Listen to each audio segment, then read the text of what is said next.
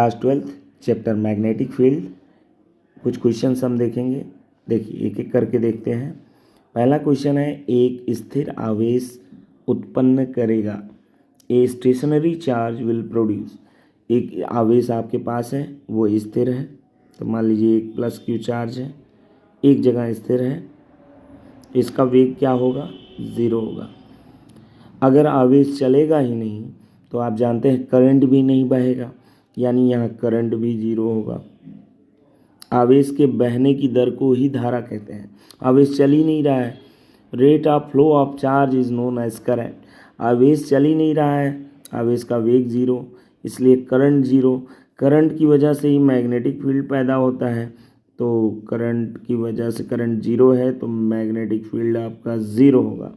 But किसी भी आवेश का अपना एक विद्युत क्षेत्र तो होगा ही, जो कि उससे आउटवर्ड डायरेक्शन में, उससे दूर की ओर बल रेखाएं ऐसे निकलती हैं ना, तो ये आवेश विद्युत क्षेत्र तो जनरेट करेगा बट चुंबकीय क्षेत्र 0 होगा।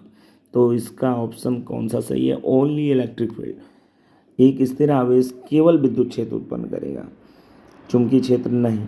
दूसरा क्वेश्चन आप ध्यान से देखिए। आपके पास एक चार्ज है, ए charge moving with uniform velocity. एक समान वेग से अगर चल रहा है आवेश, तो उसके चारों ओर कौन सा क्षेत्र उत्पन्न होगा। देखिए बहुत ही आसान है। आपके पास एक आवेश है, अब की बार ये रुका नहीं है, ये चल रहा है।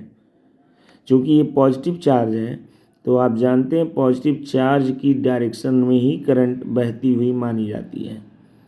चार्ज अगर चल रहा है तो पहली बात करंट होगा, और करंट किस डायरेक्शन में होगा, जिस दिशा में पॉजिटिव चार्ज चल रहा है। अब करंट है तो करंट से क्या पैदा हो जाएगा, मैग्नेटिक फील्ड। तो यहाँ पर मैग्नेटिक फील्ड आ जाएगा, और इलेक्ट्रिक फील्ड तो इसका होगा ही होगा, जो कि इसके साथ साथ बल रेखाएं, चार्ज आगे चलेंगी तो बल रेखाएं उसी के साथ साथ रहेंगी, ऐसे इस डायरेक्शन में बाहर की ओर। विद्युत बल रेखाएं तो रहेंगी ही रहेंगी, और चुंबकीय क्षेत्र भी अब आ गया है। तो इस क्वेश्चन का आंसर बताइए आप, दोनों क्षेत्र आपके। तीसरा ऑप्शन आपका सही हो जाएगा, तीसरा ऑप्शन सी ऑप्शन। इसमें दोनों तरह के क्षेत्र उत्पन्न होंगे, विद्युत व चुंबकीय क्षेत्र दोनों। अब आगे चलते हैं, जरा गौर से देखिए अगला क्वेश्चन। एक इसी क्वेश्चन में आप ये भी देख सकते हैं कि मान लीजिए कि चार्ज इस डायरेक्शन में जा रहा है, वेलोसिटी इस डायरेक्शन में, ठीक है। अब इस चार्ज के कारण इलेक्ट्रिक फील्ड तो आप बना के दिखा दे रहे हैं, मैग्नेटिक फील्ड किस डायरेक्शन में होगा। अच्छा ये बताइए करंट किस डायरेक्शन में, करंट इस डायरेक्शन में है। मैग्नेटिक फील्ड आप जानते हैं दाएं हाथ के हथेली के नियम से, करंट की डायरेक्शन में आप अंगूठा कर लीजिए अपने हाथ का, ठीक है। तो आपकी चारों उंगलियां कुछ इस तरह से आपकी इससे 90 डिग्री पर इस डायरेक्शन में होंगी, ठीक है, हाथ की चारों उंगलियां, ठीक। अब आपका मैग्नेटिक फील्ड जो होगा, नीचे से धक्का ऊपर की ओर देना है, तो ऊपर की डायरेक्शन में यहाँ पर होगा, और यहाँ पर आप देखेंगे मैग्नेटिक फील्ड नीचे की ओर होगा, तो कुछ वृत्ताकार होगा इसके चारों चुंबकीय क्षेत्र, ठीक है। यहाँ पर ऊपर की ओर होगा और यहाँ पर नीचे की ओर होगा। आप ये फ्लेमिंग के दाएं हाथ के हथेली के नियम से चेक कर सकते हैं, और वृत्ताकार इसकी बल रेखाएं होंगी इस तरह से, ठीक है। तो आवेश है आपका प्लस क्यू, इसकी बल रेखा जो होगी, विद्युत बल रेखा, वो ऐसे होगी, ठीक है। और इसका जो चुंबकीय बल रेखा होगी वो इसके परपेंडिकुलर होगी और एक वृत्त के रूप में होगी, ठीक है।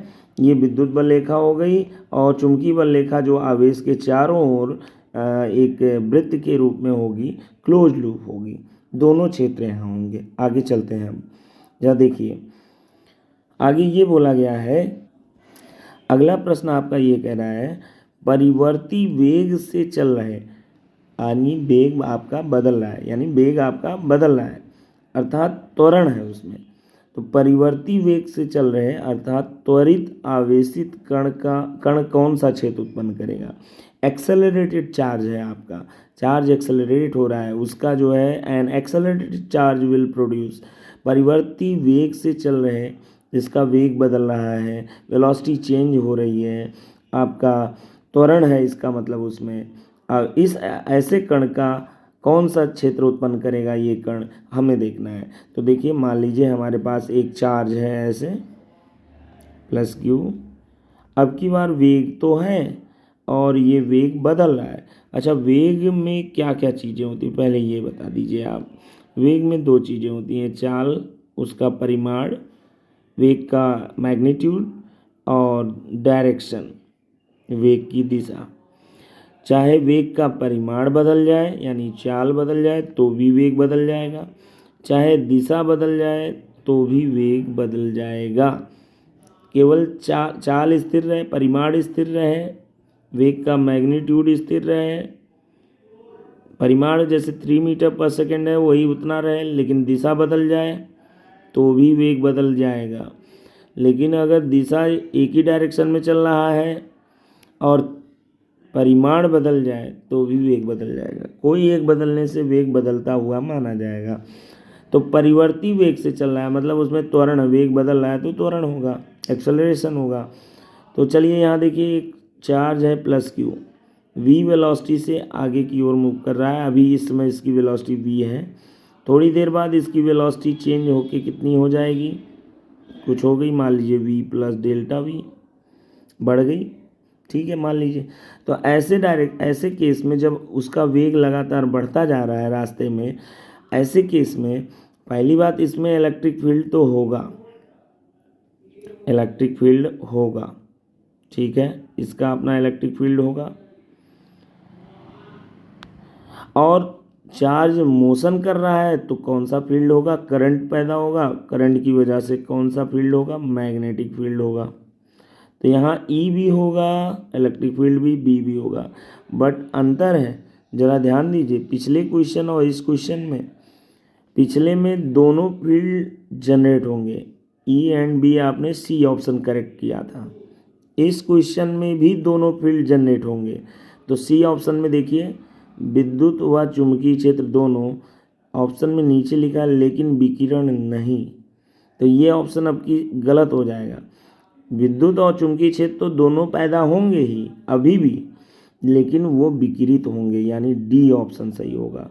विद्युत व चुंबकीय क्षेत्र दोनों पैदा होंगे, विकिरित होते रहेंगे, साथ साथ मिलकर निकलते रहेंगे बाहर। कहने का मतलब यहाँ कुछ ऐसा होने वाला है, देखिए ज़रा ध्यान से। जब आवेश मूव कर रहा होगा, ये आवेश प्लस क्यू, तब उसके साथ क्या होगा, अब की बार इलेक्ट्रिक फील्ड तो होगा ही, उसके साथ मैग्नेटिक फील्ड भी होगा, लेकिन ये दोनों फील्ड चार्ज से निकलते रहेंगे, बाहर निकलेंगे पैकेट के रूप में, और पुराने वाले निकल जाएंगे, नए वाला फिर electric field magnetic field generate हो जाएगा कुछ इस तरह से।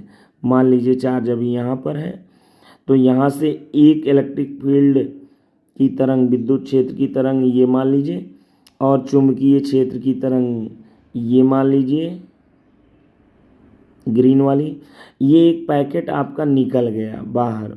अब इस आवेश से दोबारा नया उससे निकले, उसके आगे निकल आएगा, जैसे ये निकल गया तो इससे बल रेखा फिर से ई और बी की जनरेट हो जाएगी, पिछली वाली बल रेखा तरंग के रूप में बाहर चली जाएगी और नई बल रेखा इस आवेश क्यू के आसपास फिर से पैदा हो जाएगी। नया ये वाला निकल गया, पुराना जो विद्युत बल रेखा थी और चुंबकीय बल रेखा वो तरंग के रूप में बाहर चली जाएंगी, और नए वाले जो बल रेखा है वो फिर से इसके आसपास विद्युत बल रेखा पैदा हो जाएंगी। समझ में आया? तो अब की बार विकिरण होने लगेगा, लीकेज होने लगेगा, विद्युत और चुंबकीय क्षेत्र दोनों पैदा होंगे। क्या विकिरण होगा? यस, विकिरण होगा। विकिरण नहीं वाला ऑप्शन गलत हो जाएगा, विकिरण होगा। मेरी बात समझ रहे हैं आप? जबकि पिछले वाले प्रश्न में विद्युत और चुंबकीय क्षेत्र दोनों उत्पन्न हो रहे थे जब एक समान चाल से चल रहा था कण आवेश, तो दोनों क्षेत्र तो उत्पन्न होंगे, लेकिन यहाँ पर विकिरण नहीं होगा, विकिरण नहीं होगा जब एक समान वेग से चलेंगे, लीकेज नहीं होगा, विकिरण नहीं होगा विद्युत और चुंबकीय क्षेत्र का, ठीक है। दोनों क्षेत्र तो पैदा होंगे, ई एंड बी दोनों पैदा होंगे, बट विकिरण नहीं। ठीक है, इस केस में ई एंड बी पैदा दोनों होंगे बट विकिरित होते रहेंगे, मतलब रेडिएशन होगा। ठीक है, अब बात करते हैं फोर्थ क्वेश्चन की। ए charge moving with uniform velocity, uniform speed. अच्छा, यूनिफॉर्म स्पीड से चल रहा है, स्पीड का मतलब मैग्नीट्यूड ऑफ वेलोसिटी, वेलोसिटी वेग का परिमाण, परिमाण जो है आपका स्थिर है, पहले बता दिया है। वेग का परिमाण, वेग में दो चीज़ें होती हैं, चलिए चाल को ही, स्पीड को ही क्या कहते हैं, स्पीड को ही क्या कहते हैं, मैग्नीट्यूड। तो इस बार भैया आवेश का मैग्नीट्यूड वेलोसिटी का यानी चाल, स्पीड वो नहीं बदल रही है और सर्कल में मूव कर रहा है। तो अब इस डायरेक्शन में, इस केस में आपसे बताना है कि कौन सा फील्ड प्रोड्यूस होगा। चलिए देखते हैं। देखिए आपके पास एक चार्ज है प्लस क्यू और वो सर्कुलर पाथ पर मूव कर रहा है।